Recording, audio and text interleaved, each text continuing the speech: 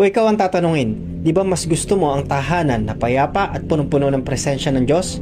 Pero hindi natin namamalayan kahit Christian na tayo, ang tahanan natin ay napupuno pala ng mga demonic influences. Ito ang 5 bagay na merong demonic influences sa loob ng tahanan mo nang hindi mo namamalayan. Number 1, kung nagkakaroon ng activities na hindi galing sa Diyos. Pagsusugal, pag-iinom, paninigarilyo, pag-vape, pag-uumpukan ng mga kwentuhang hindi makadiyos at punong-puno ng kalaswaan. Ito ay nag-iimbita ng mga espiritong di galing sa Diyos. Kapag palagi ang nagaganap ang mga immoral activities, gaya ng mga nabanggit, ito ay comfort zone ng kasalanan imbes tahanan ng presensya ng Diyos. Sabi ng New Testament, hindi dapat nakikipag-participate ang mga Christian sa dulang ng demonyo. Kapag tayo ay nakikiganap na po sa communion, doon po sa grape juice at tinapay, ito po ay simbolismo na tayo ay binago na ng Panginoon. At hindi na dapat tayo nakikipag-participate sa mga immoral activities tulad ng inuman, sugalan, pagkain sa mga pulutan. Hindi natin namamalaya na simpleng mga pagkain lang,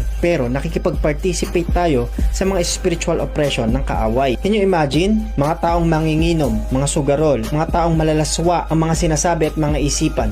Yan ang mga nasa tahanan mo.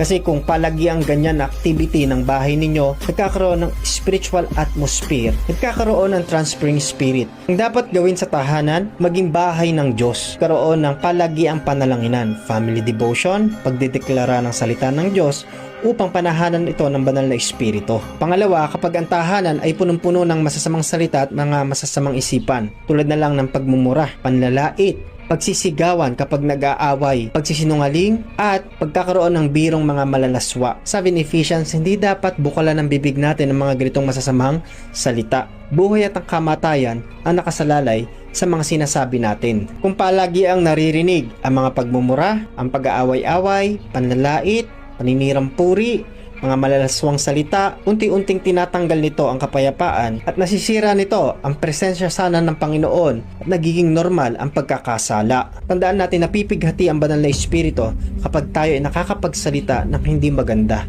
Ang dapat gawin ng isang Kristiyano, baguhin ang kanyang isipan kahit ang kanyang pananalita. Bukulan ito mula sa kanyang puso ng mga mabubuting bagay. Nagkakaroon tayo ng kapayapaan kapag nagsasalita. Hindi pagkasira at panlalait ang lumalabas dyan. Dumadaloy dapat sa salita natin ay buhay, hindi lason. Pangatlo, sa mga napapanood, napapakinggan at nilalaro natin.